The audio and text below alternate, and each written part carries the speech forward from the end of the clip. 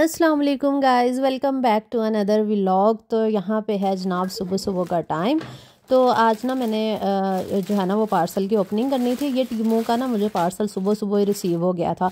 अच्छा, अगर आपने टीमो पे चीज़ें जो है ना वो ऑर्डर की हो ना, तो एक एक करके आती हैं। ऐसा नहीं होता कि एक ही पार्सल में सारी चीज़ें आ जाएँ, क्योंकि मैंने एक जर्सी मंगवाई थी, एक पर्स मंगवाया हुआ था और एक अस्मा का ना हेयर ड्रायर भी था, वो अभी तक नहीं आया।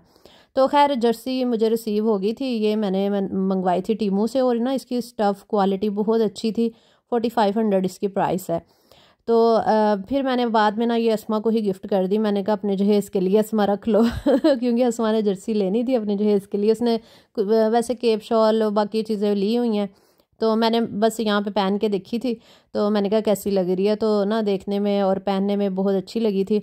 और ये पिछला खलारा ना इग्नोर कर दियो, क्योंकि सुबह सुबह का टाइम है, हले बिस्तर तय लगाने वाले सीगे। तो पहले मैं क्या जर्सी पा के देख लिए किस तरह की लग रही है जर्सी तो अच्छी लग रही थी और स्टफ़ भी अच्छा था इनका। बस फिर उसके बाद जो है हमारे आज के ऑर्डर, यहाँ पे हमारी पैकेजिंग का काम हो रहा था। मैं अपने हस्बैंड के साथ मिलके ना काम करवाती हूँ, क्योंकि बेचारे अकेले नहीं ना इतना काम कर सकते। तो फिर वो सील लगाते हैं, तो मैं फिर पैक करती जाती हूँ, क्योंकि ये काफ़ी लंबा प्रोसेस होता है हमारा पैकेजिंग का। और आज के ऑर्डर माशाल्लाह कंप्लीट हो गए थे हमारे। आपको याद है मैंने पिछले व्लॉग में आपके साथ शेयर किया था कि मैंने अबीहा के लिए डेजी डक्स से ना ड्रेस मंगवाया था और एक हुडी मंगवाई थी। तो माशाल्लाह इतना स्टफ़ अच्छा निकला कि मैंने एक और अबीहा का ना ट्रैक सूट मंगवा लिया। आपको पता है इनका स्टफ़ ना मोटा होता है और इसके अलावा बच्चों को ना इसमें सर्दी नहीं लगती है। ये अभी मैं आपको ना स्टफ़ भी इनका चेक करवाती हूँ। और बड़े कुजी कुजी सा, नरम नरम सा, सॉफ्ट सा बड़ा मज़े का स्टफ़ है इनके कपड़ों का ना। और मज़े की बात यह कि इतने एक्सपेंसिव भी नहीं है, तो आपको ना बहुत ही रीज़नेबल प्राइस में ये मिल जाते हैं। परसों एक हमारी सिस्टर ना हुमैरा के नाम से उनका कमेंट आया था। वो पूछ रही थी कि आप भी कोई अच्छा सा पेज बताएं जहाँ से बच्चों के अच्छे कपड़े मिलते हों। तो मैंने उनको बताया था कि डेजी डक से ना आप ऑर्डर कर लें, इनकी क्वालिटी अच्छी होती है और इसके अलावा रीज़नेबल प्राइस है। और स्टफ़ चेक करें, बहुत ही कमाल का है। ये देखिए ना, नरम नरम सा, बच्चों को इसमें ठंड बिल्कुल नहीं लगती और सॉफ्ट सा स्टफ़ है। तो इनके आप ज़रूर ट्राई करना, कपड़े आपको ज़रूर पसंद आएंगे। इनका नंबर वगैरह शेयर कर रही हूँ, डिस्क्रिप्शन में भी लगा दूँगी इनका पेज वगैरह। तो आप वहाँ से जाकर ना इनसे कांटेक्ट कर लीजिएगा और ये कैटलॉग आप देख लेना, जो भी आपको कलर साइज़ जो भी चाहिए होगा आप इनसे रब्ता कर लें। तो ये इनका कार्ड है daisyducks.pk।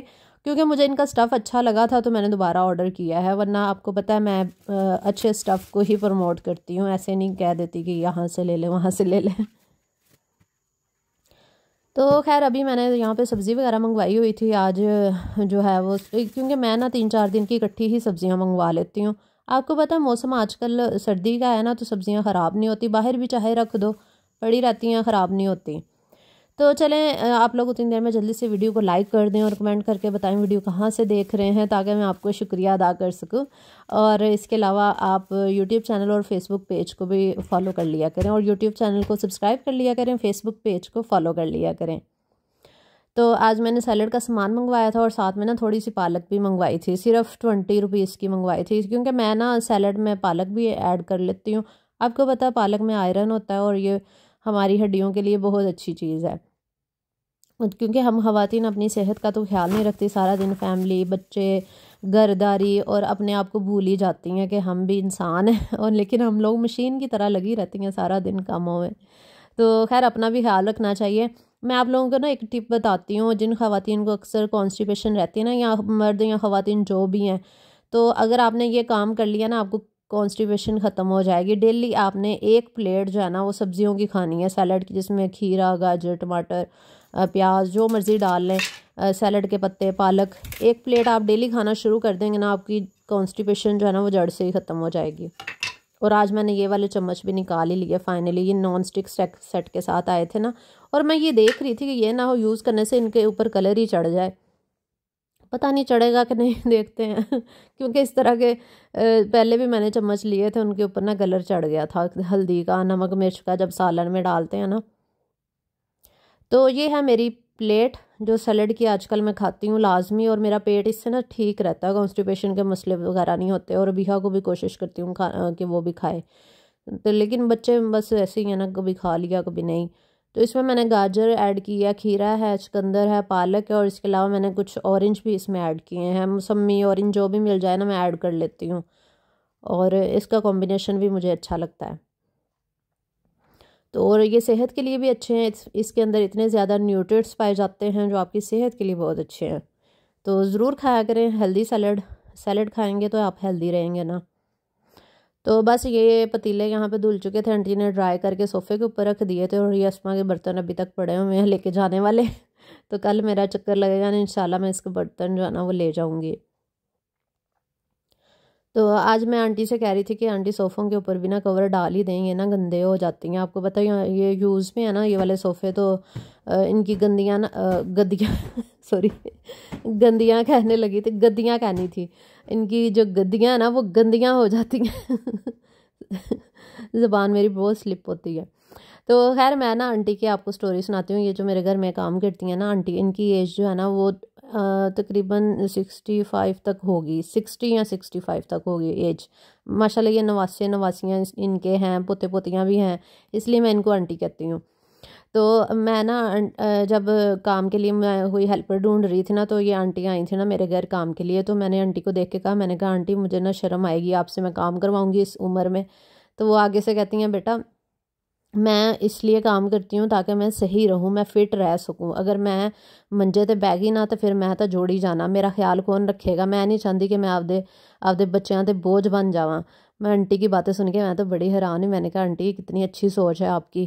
कहती बेटा मैं चलती फिरती हूँ तो ही सही रहती हूँ, मैं काम शाम करती हूँ तो ही ठीक रहती हूँ।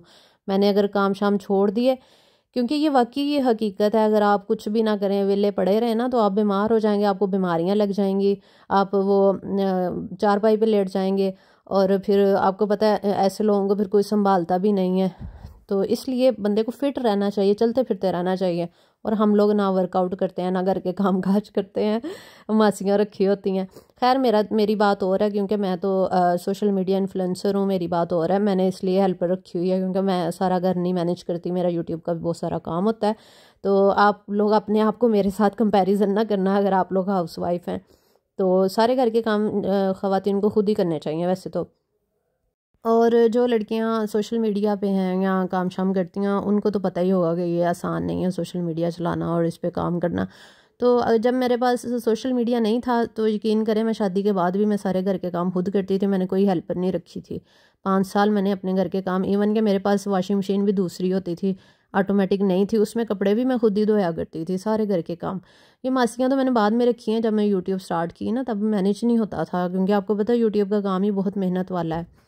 तो बस आंटी की हिम्मत को सलाम है, आंटी माशाल्लाह बहुत काम करती हैं। ज़ाहिर है इंसान काम करता रहता है तो उसकी मशीनरी भी काम करती है, जब मशीनरी को चलाएंगे नहीं तो इंसान का भी वही हिसाब है, तो वो उसको जंग लग जाता है, वही इंसान का भी वही हाल हो जाता है, फिर वो दूसरों का मोहताज हो जाता है। तो खैर यहाँ पे ना टीमू का दूसरा पार्सल भी आ गया था। ये जो पर्स मैंने ऑर्डर किया था ये ना मैंने एक्चुअली मंगवाया था मैरून कलर में, मुझे टीमू पे लग रहा था कि ये ना मैरून कलर में होगा, लेकिन जब मुझे रिसीव हुआ तो इतना डार्क रेड कलर मैं क्या है कि आ गया। तो मैंने कहा ये तो दूल्हों वाला कलर आ गया, जिनकी नई नई शादी होती है ना तो वो लड़कियां जो हैं वो इस तरह के पर्स उनके पास होते हैं ना, ब्राइडल जो होते हैं, ब्राइड के जो होते हैं। तो साथ में एक पाउच भी था, लेकिन इसकी ना क्वालिटी बहुत फ़ाइन थी, मतलब बहुत अच्छी क्वालिटी का ये पर्स था। तो मैंने अस्मा को कहा अस्मा तुम ले लो, तो अस्मा कहती मेरे पास ऑलरेडी है रेड कलर में, मुझे नहीं चाहिए। मैं कहा हैं हुन मैं इदा की करा। अच्छा अगर आप लोगों में से किसी ने लेना ना तो मुझसे ले सकते हैं आप लोग ये पर्स, क्योंकि ये मेरे किसी काम का नहीं है। तो मतलब आप लोगों में से अगर किसी की नई नई शादी होने वाली है तो वो मुझसे ले ले। ये 4500 का मैंने मंगवाया, लेकिन आप लोगों को मैं 3500 में दे दूँगी, लेकिन एडवांस पेमेंट के साथ। और ये एक ही पर्स है मेरे पास, अगर किसी ने लेना हो ना तो मुझे इंस्टाग्राम पे मैसेज करे तो मैं उनको ना DCS करवा दूँगी। क्वालिटी बहुत अच्छी है, बहुत फ़ाइन है, और पॉकेट्स भी बहुत ज़्यादा लगी हुई हैं, और साथ में एक छोटा पाउच है, अंदर भी इसके साथ काफ़ी ज़्यादा पॉकेट्स हैं। पर्स अच्छा है, बस ये है कि जिनकी शादी होने वाली है वो ले सकती हैं, या जिनको रेड कलर पसंद है वो ले लें, क्योंकि ये मेरे काम का नहीं है। प्राइस के लिहाज से आप लोग कहेंगे बहुत महंगा है, ये इतने का आ जाता है इतने का, लेकिन जो अच्छी क्वालिटी के पर्स होते हैं ना वो 45 से 5000 की रेंज में ही आते हैं। जो लो क्वालिटी के होते हैं वो तो 1000-1500 में भी आपको पता मिल जाते हैं। तो इसकी क्वालिटी अच्छी है।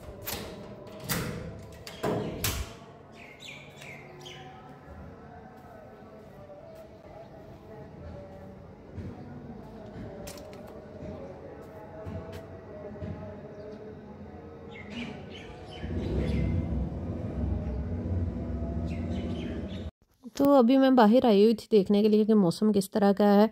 तो काफ़ी ठंड हुई हुई है आपको पता है, और धूप निकली हैं पिछले दिनों में, आज फिर धूप नहीं निकली हुई। तो मैंने आज पौधों को यहाँ पे पानी लगाया, तो अभी मैं इनकी हालत देख रही थी। पालक हमारी बड़ी हो गई है।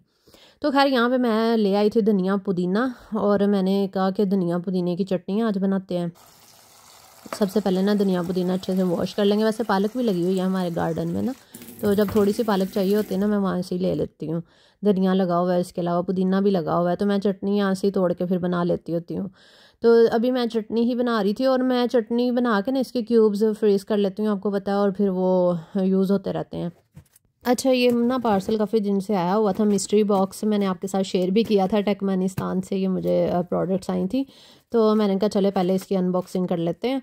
तो ये एयर फ्रायर के पेपर थे। ये ना बहुत काम की चीज़ है। जब हम एयर फ्रायर में कुछ बना रहे होते हैं ना, आपको पता है चीज़ चिपक जाती है, तो ये ना एयर फ्रायर ठीक रहता है। हमारा एयर फ्रायर गंदा नहीं होता अगर हम ये लाइनर नीचे यूज़ कर लें ना। बटर पेपर कह लें आप इसको, लाइनर भी कह सकते हैं। तो ये बड़े काम की चीज़ उन्होंने मुझे भेजी है। तो मैं इन सारी प्रोडक्ट्स के लिंक ना लगाऊंगी डिस्क्रिप्शन बॉक्स में, अगर आप लोगों में से कोई इंटरेस्टेड हो तो वो ले सकता है। और इसके अलावा ये स्पून्स थी, ये भी मैं आपको दिखाती हूँ।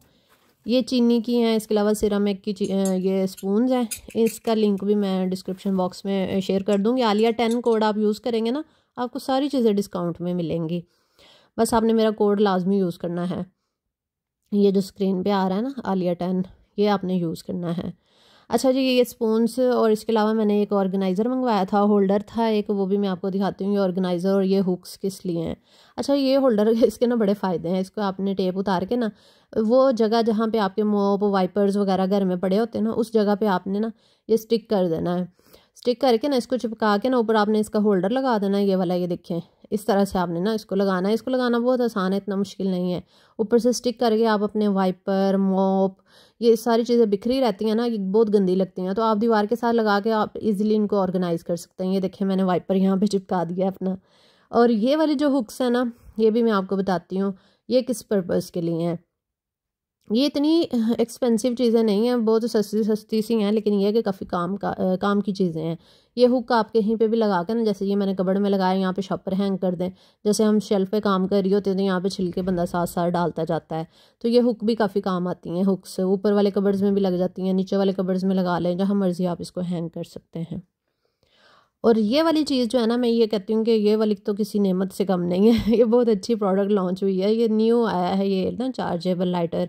इसका ये फ़ायदा है कि आपको जो चार्जर है ना, चार्जर के साथ इसको आपने चार्ज करना है। ये केबल साथ उन्होंने दी हुई है, और आपको बार बार गैस नहीं डालनी पड़ती। तो चार्जेबल ये लाइटर है। इसका लिंक भी मैं डिस्क्रिप्शन में डाल दूँगी, आप लोग विज़िट कर लीजिएगा। तो खैर चटनी तो बीच में ही रह गई, और आप लोगों ने वीडियो को लाइक भी नहीं किया। कुछ ख़वातीन होती हैं वो थोड़ी थोड़ी वीडियो देखती हैं, आगे आगे करती जाती हैं, जहाँ पे उनको लगता है अच्छी है, ट्विस्ट है, वहाँ से वो देख लेती हैं, बाकी आगे कर देती हैं। उन ख़वातीन से रिक्वेस्ट है कि वीडियो को लाइक कर दो अगर नहीं किया। तो खैर चटनी रह गई थी मेरी बीच में। अभी मैंने यहाँ पर जो है ना वो ट्रे के अंदर डाल दी है, और इसको मैंने फिर इक्वल करके ना फ्रीज़र में रख दूँगी। अच्छा, तुहानू हुण एक मज़े की चीज़ दिखाने लगी। ये ना मैंने कुछ दिन पहले ना निदा यासर वाली फ़्रॉक ना ऑर्डर की थी। मैंने कहा अस्मा की डेट फिक्स होनी है ना, तो मैं ना पहन लूँगी।